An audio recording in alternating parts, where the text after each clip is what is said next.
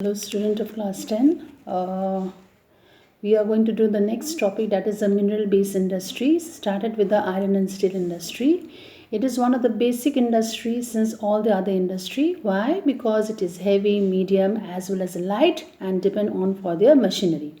Steel is needed to manufacture a variety of engineering goods, construction material, defense, medical, telephonic, scientific equipment and variety of consumer goods.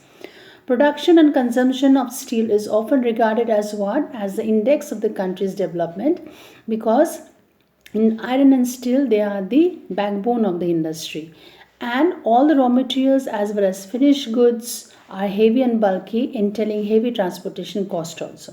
So remember that the finished products also need an efficient transport network for the distribution to the market and its consumer. Now, India also ranked third among the world crude steel producers, and it is the largest producer of sponge iron. Clear? Now, most of the public sector, those are undertaking their market their steel through Steel Authority of India Limited, that is known as a SAIL, SAIL.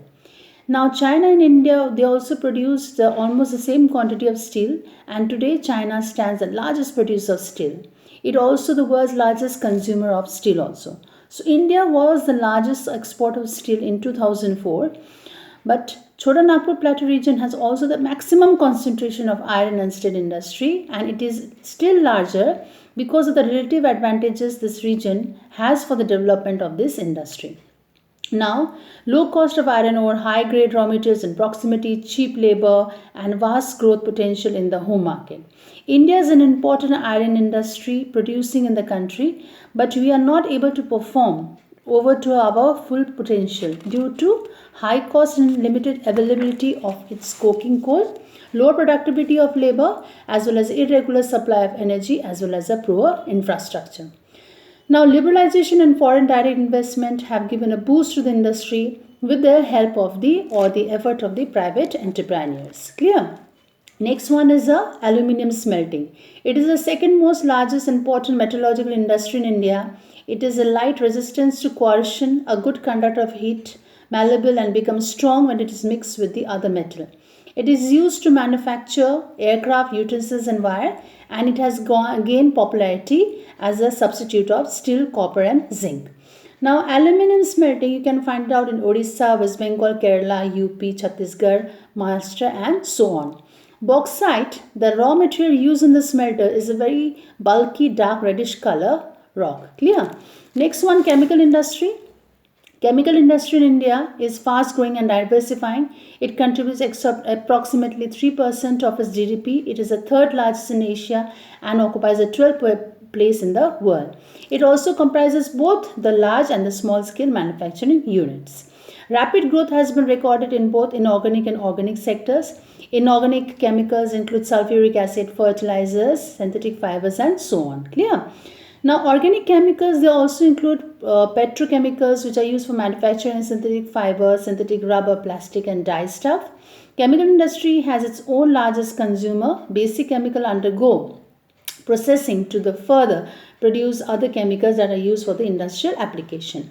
Next one is the fertilizer industry. Fertilizer industry is centered on the production of nitrogenous fertilizer, phosphatic fertilizer, ammonium phosphate and complex fertilizer which have a combination of nitrogen, phosphate and potash. Now, potash entirely is imported as the country does not have any reserve of commercial usable potash and potassium compound in any form. Now, you can find this in Hazira in Gujarat under the Fertilizer Corporation of India. Now, after the Green Revolution, what happened? Industry expanded the several other parts of country, Gujarat, Tamil Nadu, Uttar Pradesh, Punjab and Kerala.